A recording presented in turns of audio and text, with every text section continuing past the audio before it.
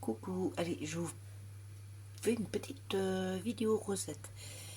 Donc on va faire un petit poulet coco façon asiatique.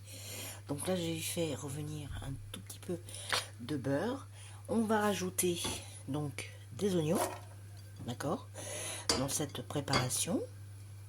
J'ai rajouté un tout petit peu d'huile. Donc on va les laisser revenir tranquillou. Donc là j'ai deux filets de poulet que j'ai donc coupés en petits morceaux. On aura besoin de lait de coco et un peu de crème de coco. Et je vais mettre un tout petit peu de ça. Donc vous savez, c'est une soupe de légumes qui est extrêmement bonne. Et on en mettra un tout petit peu pour avoir juste cette sensation de citronnelle, pour donner vraiment ce petit goût. Et on va rajouter ceci. Donc, qu'on va effectivement... alors, je retourne et je vous montre. Donc, on va les faire tremper dans l'eau tiède pendant 10 minutes, 15 minutes, pardon. Et on va effectivement, après, les égoutter, puis les plonger dans de l'eau bouillante pendant 10 minutes. Il faudra les rincer et on les incorporera donc à la recette. Alors, j'ai pris ce modèle-là.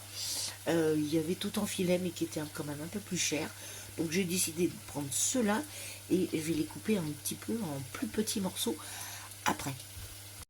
Et je vais rajouter donc un peu d'épices de poulet, un peu de curry, du sel et du poivre.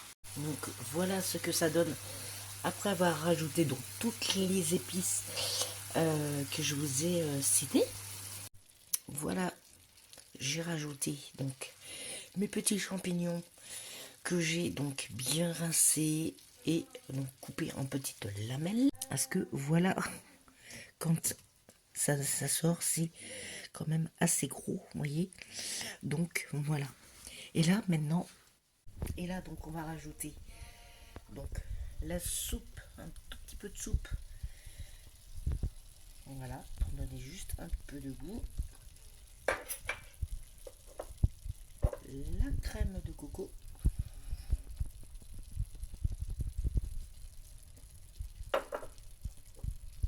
Et le lait de coco.